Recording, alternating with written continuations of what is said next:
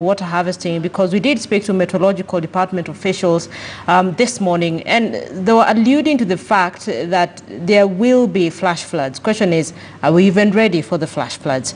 And the hope is that maybe in the next couple of weeks there will be rain. What if it doesn't rain? What options do we have? All right, so let me speak to Mr. Simba Gulade. He's the CEO of Frontier Counties Development Council. He's joining us on phone. Sir, thank you so much for speaking to us on the big story this evening. Listening into Devolution Cabinet Secretary, he did mention some counties that he said were on the red. That is Wajir, Mandera, Garissa, Turkana. You're the CEO of the Frontier Counties Development Council. Paint for me a picture of what exactly is on the ground with respect to drought. First of all, Linda, as you mentioned, indeed those counties are now being faced by severe drought, no doubt. As you very correctly put, that there has been very little rain, or actually almost no rain in most parts of those counties which you have mentioned. Therefore, definitely that brings stress, particularly on the pastoral communities that depend on pasture and water for their livelihoods and for their animals. Therefore, the situation, as you mentioned, is indeed one that requires urgent attention. And just as you also mentioned, but the government is doing its best also to try and make it manageable for the people. The government may be doing enough, but talk to me about what the frontier counties are doing on their own to mitigate this. All the counties of the Frontier Counties Development Council have raised the alarm. The county of Turkana, for example, that now is the epicenter of this drought, has already done massive distribution of food to its people. There is a lot of water tracking ongoing, bring water to the people wherever they are. And so far, I know over 800,000 people have been provided with food rations from the county government.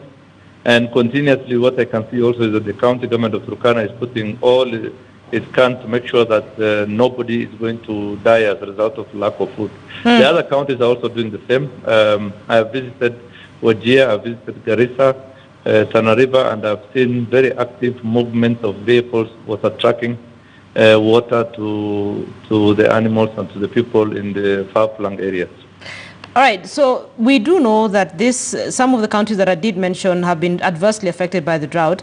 The government says about 1.85 billion shillings has been put aside to mitigate the effects. Do we have facts on whether or not each and every person in these mentioned counties has gotten help? Is help on the way? Is help already there? What's going on? Help is going everywhere, wherever there is stress. The county governments have asked their local administrators, ward administrators to monitor and inform where there is critical need, and where such alarm is raised, immediately there has been response. Definitely also, if this continues and the rain does not come, it will require a much bigger approach and support from both the national government and other development partners.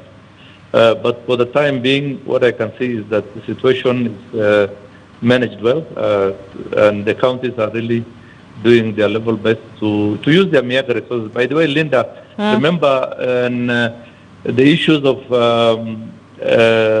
disaster management is not the first line of duty of county government. That is not a devolved function. That still is with the national government. Oh, no. I listened I listened into the Devolution Cabinet Secretary, Eugene Wamalwa, when all this story started, the concerns about drought, and he said the first line is the county government. Yes. Well, what I'm telling you is that part of the functions that have been transferred to the counties through Schedule 4 of the Constitution does not include disaster management. That still remains a national government function. And for the simple fact that when it affects the whole country, it requires a national response. It cannot be, but having said that, I'm not saying counties are not doing something. The efforts they are putting right now, in fact, diverting resources that were not initially meant for mitigating drought, appropriating funds that were initially meant for other infrastructural projects, are being diverted now to feed people. Therefore, counties are doing the best they can. They are not letting their people suffer and die. I'm just mentioning a fact that there are roles between the national government and county government. Issues of security, food security, and generally disaster management, it still remains a national function. That's why the National Cereal and Produce Board is still managed by the national government. Right, therefore, I'm not saying, though, that county governments are not doing anything. Okay, so far, so good. From where you sit, the counties are doing as much as they can. Yes, they are doing as much as they can, and they are actually doing more than they should, as a matter of fact. All right. Thank you so much for speaking to us, Simba Glade, CEO, Frontier Counties Development. And we'll get the sentiments of Mandera Governor Ali Roba in just a couple of minutes. But this drought is all over the country. It's affecting farmers in Kakamega, in Eldoret, people in Kisumu, people in Wajir, Mandera. So let's listen into the sentiments of residents in Eldoret on this drought and how it has been handled so far by the government. Sasa ile watu naumia na njaa hawezi sanctify pesa ya kusaidia hiyo watu ya counties karibu 10. Sasa ile mambo ya mvua nikitaka kupotea nasema naambia counties watafute pesa ambaye drought itakuwa kubwa. Hatutaki kusema tunategemea serikali. Mvua inategemea kwa Mwenyezi Mungu. Tunataka Wakristo waombe na mvua itanyesha na itatosha shamba letu. Serikali hawezi kusema tufanye hiki kitu na sisi hatuwezi tegemea hiyo. Sababu njaa imekuwa hapo.